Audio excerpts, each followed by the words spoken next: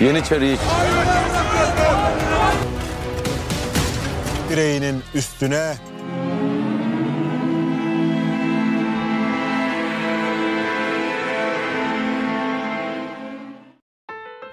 Di ujung episode sebelumnya, Sultan Mehmed harus menjelaskan kepada Candarli mengenai rencana gilanya.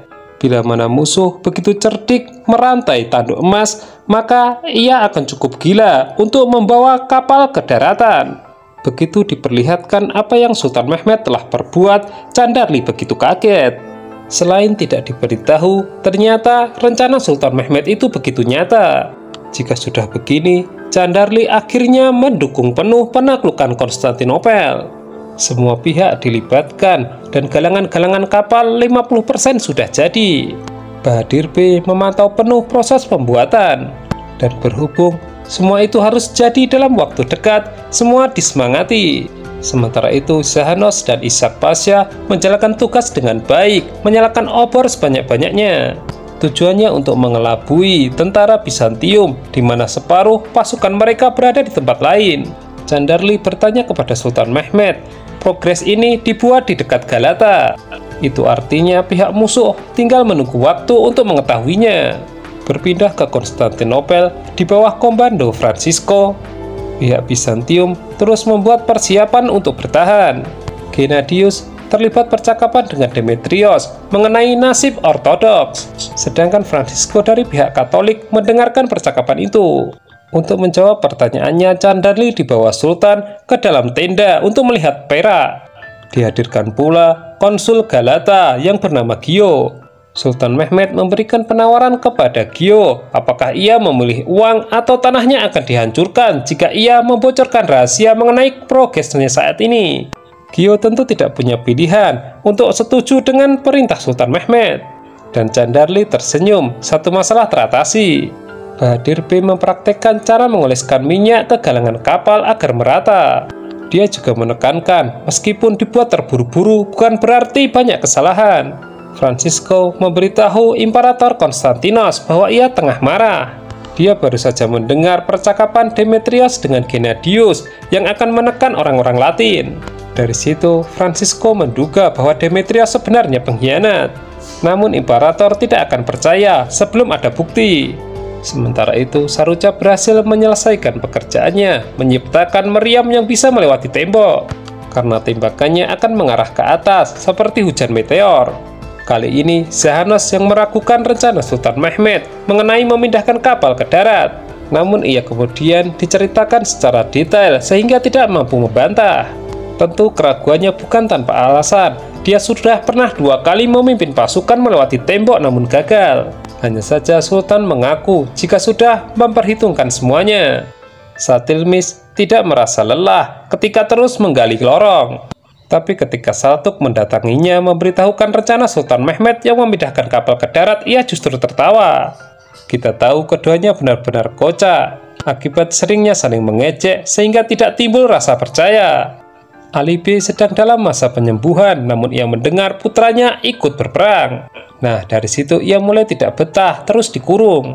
Sementara itu, pihak Darwis merasa tidak mau kalah dan ikut andil dalam progres Sultan Mehmed. Sedangkan Satilmis hanya bisa melongo, membuktikan ucapan dari Saltuk. Dia sering dianggap gila, namun rencana Sultan ini dianggapnya lebih gila lagi. Setelah yakin, Candarli mulai memberikan saran kepada Sultan Mehmed. Bagaimanapun juga, resiko harus diperkecil agar tidak banyak korban. Sultan mengaku tahu bahwa selama penaklukan ia tidak pernah menyakiti warga sipil. Proyek ini sementara akan dipegang oleh Zahanos dan Bahadir B. Sultan juga meyakinkan bahwa ini kesempatan mereka umat Islam untuk menang. Di Edirne, Marhatun menghadap Kodi Effendi. Ada masalah mengenai para janda yang ditinggalkan para syuhada tidak mau menerima kompensasi. Maka dari itu masalah ini harus segera diselesaikan agar tidak berlarut-larut. Penembakan ke dinding Konstantinopel dimulai lagi dan dipimpin oleh Sultan Mehmed langsung. Hal itu membuat Orhan dan yang lainnya sedikit gemetar. Terlebih tidak sesuai prediksi, Shahi mulai siap ditembakkan lagi. Sultan Mehmed sengaja memilih dinding mana yang akan ia tembak saat ini, sebab satu titik itu akan ia fokuskan untuk benar-benar hancur. Untuk yang pertama, disiapkan meriam yang akan menembakkan ke atas. Sultan juga menegaskan bahwa tidak ada yang mustahil jika mereka berusaha. Hal itu langsung terbukti ketika tembakan bisa melewati dinding sehingga bisa melukai banyak tentara Bizantium, sekaligus membuat Francisco dan Orhan menjadi getar-getir. Puncaknya meriam Syahi ditembakkan sehingga dinding terbuka, memudahkan pasukan untuk masuk. Sementara itu, Ali B benar-benar merasa tidak nyaman dibiarkan duduk sementara teman-temannya berjuang.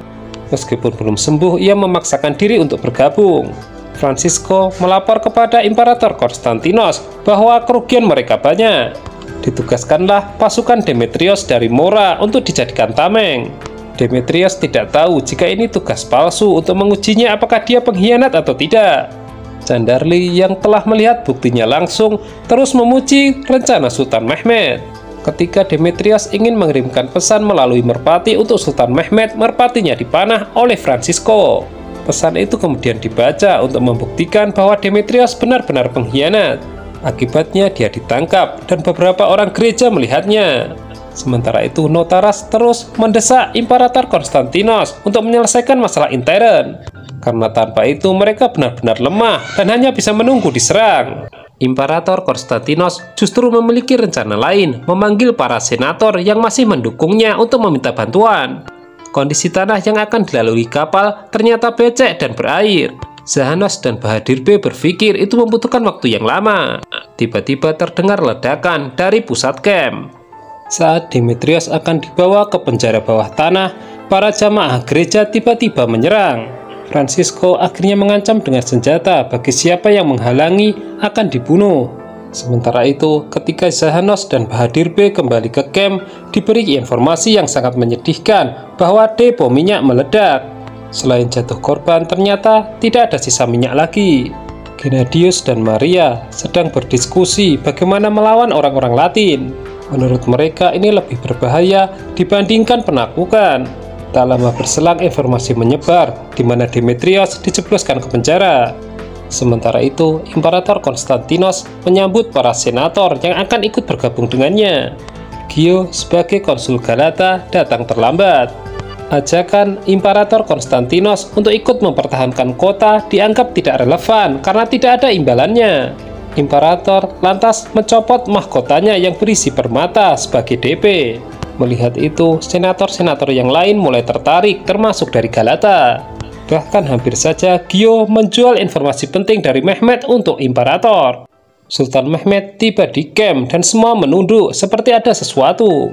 Benar saja, Zahanos memberitahukan depo minyak telah meledak dan tidak tersisa minyaknya. Jelas saja Sultan geram, namun ia mampu menahannya, menganggap orang-orangnya tidak bisa diberi tanggung jawab. Dan untuk mendatangkan minyak perlu 10 hari dan itu terlalu lama. Gio hampir saja buka mulut mengenai rahasia Sultan Mehmed. Tapi Francisco tiba-tiba muncul memberitahukan telah menangkap pengkhianat yaitu Demetrios. Melihat ini, Gio akhirnya membatalkan rahasia Sultan Mehmed demi keselamatannya karena tidak ada yang bisa dipercaya lagi. Setelah tewasnya Giustiniani dan Salvador, pihak Vatikan mulai cemas tidak bisa menghentikan Sultan Mehmed. Namun yang mereka pikirkan adalah jatuhnya Hagia Sophia. Sebab jika ditaklukkan, lambang salib akan berubah menjadi bulan sabit.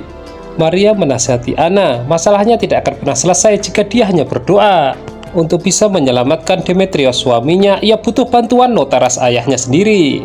Gennadius mulai menggerakkan jamaahnya untuk tidak percaya fitnah yang ditujukan untuk Demetrios. Bahkan para jamaah itu berani menghentikan langkah Imperator Konstantinos. Mereka tahu betul bahwa Imperator yang telah membunuh ibu kandungnya sendiri. Jelas Imperator marah, ia tidak mau ada seorang pun yang berani melawan dirinya. Maka dari itu, garda terdepan demonstran ia bunuh sebagai peringatan. Candarli menyemangati Zahanos bahwa ini bukanlah salahnya. Sementara itu, Sultan Mehmed masih kesal, bahkan menolak ketika dihidangkan makanan. Namun tiba-tiba ia melihat daging yang berminyak dan membuahkan ide. Seketika itu juga, kepala penggembala minta dipanggilkan. Imperator Konstantinos menemui adiknya di penjara. Dia begitu penasaran apa yang membuat dirinya berani berkhianat? Apakah Mehmet menjanjikan sesuatu? Demetrios menyangkal ini demi menghentikan ambisi. Imperator lantas mengakui jika telah membunuh ibunya, bahkan istri Demetrios. Mengetahui hal itu, jelas adiknya sangat marah dan memperingatkan bahwa ia tidak akan pernah menang melawan Sultan Mehmet. Imperator yang geram justru memperingatkan balik bahwa namanya akan tercoreng dalam sejarah. Sementara itu, Ana terus mendesak ayahnya agar mau menyelamatkan suaminya. Sayangnya ayahnya itu tidak mau menyelamatkan pengkhianat. Ana lantas mengingatkan prinsip ayahnya itu, ia tidak mau berhutang. Di tengah semangat gotong royong membangun Bahtera, Aksemseddin meminta Mulan Gulani untuk menceritakan kisah Nabi Nuh, di mana mereka bukan serta-merta membuat Bahtera, melainkan karena iman kepada Allah. Karena sebagai buktinya, putra Nabi Nuh justru tidak beriman, yang berakibat ia ikut serta tertelan banjir bandang. Cerita ini seolah memberi penyemangat bahwa melakukan sesuatu perlu didasari iman. Gennadius mempertemukan seluruh petinggi gereja. Di sini ia menekankan jasa Demetrios bagi mereka. Kepala penggembala dihadirkan di hadapan Sultan Mehmet untuk ditanyai berapa ekor domba yang masih tersisa. Karena rencananya semua akan disembelih dan semua bagian tubuh domba-domba tersebut akan dimanfaatkan tanpa terkecuali. Di hadapan Platon, Gennadios sama sekali tidak percaya bahwa Demetrios adalah pengkhianat. Dan kenapa bisa terjadi sampai seperti ini itu karena alasan politik. Imperator hanya dianggap menjadi budak orang Latin. Di gereja, Maria membuat gerakan untuk melakukan perlawanan. Jika Demetrios dieksekusi, maka umat Katolik akan berkuasa di gereja mereka. Kini giliran Platon yang mengunjungi Demetrios di penjara bawah tanah. Dia ingin memberikan penawaran untuk terakhir kalinya agar Demetrios dianggap berjasa dan tidak dicap sebagai pengkhianat dalam buku sejarah. Tapi Demetrios menolak, justru Platon yang menjadi budak imperator.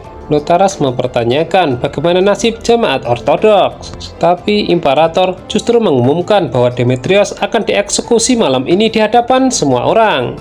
Sultan Mehmet mengecek persediaan domba. Candarli dan yang lainnya tentu masih bingung, karena itu merupakan cadangan makanan. Masalahnya Sultan Mehmet memiliki pemikiran berbeda terhadap domba-domba tersebut, bahwa semua akan disembelih dan dimanfaatkan termasuk minyaknya. Imperator Konstantinos berdiri untuk mengumumkan bahwa ia adalah raja yang sangat adil. Meskipun Demetrios adalah saudaranya, ia tetap akan dieksekusi sebagai pengkhianat mata-mata Mehmet. Di hadapan semua orang, Demetrios disuruh mengakui perbuatannya sendiri. Domba-domba telah disembelih, dipisahkan minyak hewaninya. Saltuk dan Satilmis juga ikut membantu meskipun sambil bercanda. Minyak hewani akan menggantikan minyak yang tadi meledak, sedangkan ususnya dijadikan tali dan kulitnya untuk menyerap air. Dosa-dosa Imperator Konstantinos dibuka Demetrios, yaitu membunuh ibunya sendiri serta memotong tangannya demi kekuasaan. Tentu ucapannya itu langsung dipertanggungjawabkan dengan dirinya langsung digantung. Meskipun setelah itu rakyat menjadi sadar mengenai kekejaman imperator. Jemaat gereja sebenarnya sudah memegang senjata namun tidak berdaya di hadapan orang-orang Latin. Akibatnya mereka harus menyaksikan Demetrios dieksekusi. Sementara imperator terus membanggakan dirinya sebagai kaisar yang adil. Sultan Mehmet mulai mempraktikkan cara menggunakan bagian dari tubuh domba. Di situ kulit dijadikan alas untuk menyerap air. Itu sangat efektif karena tanah kemudian kering sehingga memungkinkan untuk dilintasi. Setelah ini muncul optimisme lagi mengenai kejeniusan sultan.